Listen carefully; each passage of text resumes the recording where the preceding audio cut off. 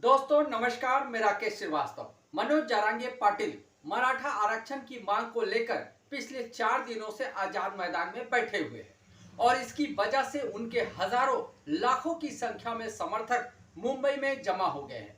मुंबई की हर गली, हर चौराहे और हर सड़क पे मरा मराठा आरक्षण की मांग को लेकर जो कार्यकर्ता हैं, जो आंदोलनकारी है, वो जमा होने लगे हैं।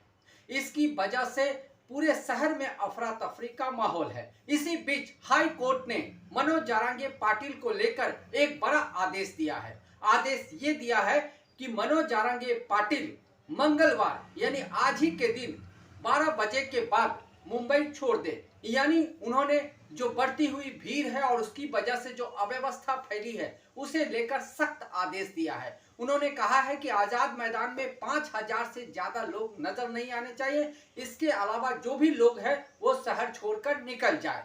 अब सवाल ये उठता है कि आखिर हाई कोर्ट के इस फैसले का अमल कैसे होगा। क्या सरकार लाठीचार्ज करेगी? क्योंकि 12 बजे के दिन के बाद अगर यहां बड़ी संख्या में लोग जमा रहते हैं तो हाई कोर्ट के आदेश का क्या होगा? क्या हाई कोर्ट के आदेश को अमल में लाने के लिए राज्य सरकार लाठीचार्ज करेगी या जबरन मनोज जारंगे पाटिल को यहां से उठाने की कोशिश करेगी? क्योंकि मनोज जारंगे पाटिल ने अब तक का जो अनशन किया है, अब उन्होंने पानी पीना भी छोड़ दिया है। यानी सरकार पे दबाव बनाने का एक नया तरीका उन्होंने ढूंढ निकाला है। और अब सरकार के लिए सबसे बड़ी मुसीबत यह है कि मराठा आरक्षण की मांग को लेकर जो हजारों लोग सड़कों पे और आजाद मैदान में जमा हुए हैं, उन्हें कैसे मनाया जाए। दूसरी तरफ हाई कोर्ट के आदेश का भी पालन कराना है। ऐसे में सरकार क्या कर सकती है और क्या हो सकता है, ये फिलहाल बताना मुश्किल है। लेकिन अगर मनोज जारंगे पाटिल के समर्थक मुंबई नहीं छोड़ते हैं तो क्या सरकार लाठीचार्ज करेगी? और अगर लाठीचार्ज करती है तो इसका क्या अंजाम हो सकता है? क्योंकि जितनी बड़ी संख्या में मनोज जारंगे पाटिल के समर्थक और मराठा आरक्षण की मांग को लेकर समर्थक जमा हुए हैं, उसे देखकर सरकार के लिए ये कदम भी उठाना आसान नहीं होगा। दरअसल मनोज जारंगे पाटिल ओबीसी के कोटे से जो 27% ओबीसी का कोटा है, उसमें से 10% आरक्षण की मांग को लेकर लंबे समय से आंदोलन कर रहे हैं। पिछले वक्त जब उन्होंने आंदोलन किया था उस समय उन्हें एक समय दिया गया था, उसके बाद उन्होंने कहा था कि इस पे अमल किया जाएगा। लेकिन इस बात को भी काफी वक्त बीत चुके हैं और अब मनोज जारंगे पाटिल नया वक्त देने को तैयार नहीं है। सरकार की तरफ से जो प्रतिनिधि मनोज जारंगे पाटिल से बातचीत करने के लिए आए थे, उन्होंने कुछ वक्त और देने की मांग की थी। लेकिन मनोज जारंगे पाटिल ने साफ कर दिया कि 13 महीने का वक्त ऑलरेडी दिया जा चुका है, अब वो किसी भी तरह का वक्त नहीं देंगे। और साथ ही उन्होंने कहा है कि ये आंदोलन तभी खत्म होगा जब उन्हें लिखित रूप में सारा कुछ दिया जाता है, यानी गारंटी दी जाती है कि जो ओबीसी के 27% का जो कोटा है उसमें से 10% आरक्षण मराठाओं को दिया जाएगा। ऐसे में सरकार के सामने सबसे बड़ी मुसीबत यह है कि वो इस आरक्षण की मांग को कैसे पूरा करे। क्योंकि इससे पहले जो आरक्षण दिया गया था वो टिक नहीं पाया कोर्ट में और इसकी वजह से ये खारिज हो गई। उसके बाद से ही सरकार विपक्ष पे ये हमला बोलती रही है कि उद्धव ठाकरे और उससे पहले की जो सरकार है उसकी वजह से ये आरक्षण टिक नहीं पाया। अब ऐसे में क्या देवेंद्र फडणवीस की सरकार एक ऐसा रास्ता निकालेगी, एक ऐसा ड्राफ्ट पेश करेगी जिस ड्राफ्ट की वजह से ये आरक्षण की मांग पूरी हो जाए और मनोज जारंगे पाटिल के समर्थकों को खुशी खुशी मुंबई छोड़ने के लिए कहा जाए। इसी बीच राधा कृष्ण विखे पाटिल जो महाराष्ट्र सरकार में मंत्री है, उन्होंने कहा है कि सरकार एक ऐसे फार्मूले पे काम कर रही है जिससे मराठाओं के जो आरक्षण की मांग है उसे लेकर पूरी तरह से संतुष्टि का भाव पैदा होगा और वो खुश होकर ही यहां से जाएंगे।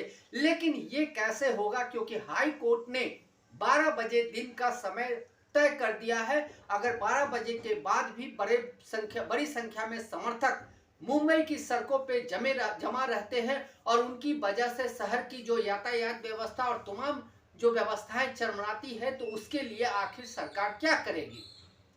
सरकार के सामने 2-3 विकल्प बच जाते हैं। या तो वो मनोज जारंगे पाटिल को मनाकर वहां से हटने के लिए मजबूर कर दे, या वो उनकी मांग को मानते हुए कोई लिखित आश्वासन दे दे, या फिर तीसरा जो टर्म बचता है, हाई कोर्ट के आदेश को अमल में लाने के लिए लाठी चार्ज करके भीड़ को यहां से तितर बितर कर दे। लेकिन जो तीसरा ऑप्शन है वो सरकार के गले की फांस बन सकता है, क्योंकि बड़ी संख्या में मराठाओं की आबादी है और आने वाले समय में पूरे महाराष्ट्र में स्थानीय निकाय के चुनाव होने हैं। खास करके मुंबई बीएमसी का चुनाव होना है, पुणे मनपा का चुनाव होना है और तमाम जितने मनपा है वहां चुनाव होने हैं।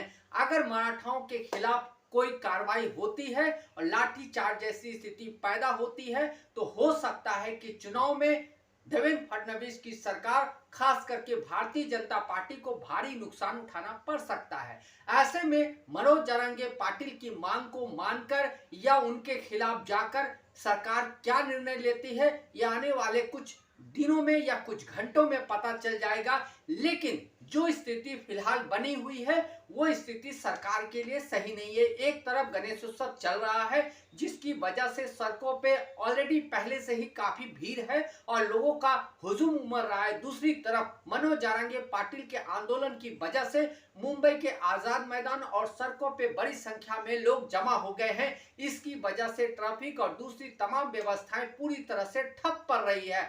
ऐसे में अगर हाई कोर्ट के आदेश पर अमल किया जाता है और जबरन मनोज जारंगे पाटिल और उनके समर्थकों को मुंबई से निकालने की कोशिश की जाती है तो हो सकता है कि दूसरी तरफ से भी पुलिस के साथ हिंसक झड़प हो सकती है और इसकी पूरी संभावना बनी हुई नजर आ रही है, क्योंकि मनोज जारंगे पाटिल ने अपना रुख साफ कर दिया है और उनके समर्थक भी इसी रुख के साथ चल रहे हैं। ऐसे में सरकार का अगला कदम क्या होता है ये देखना बेहद दिलचस्प है।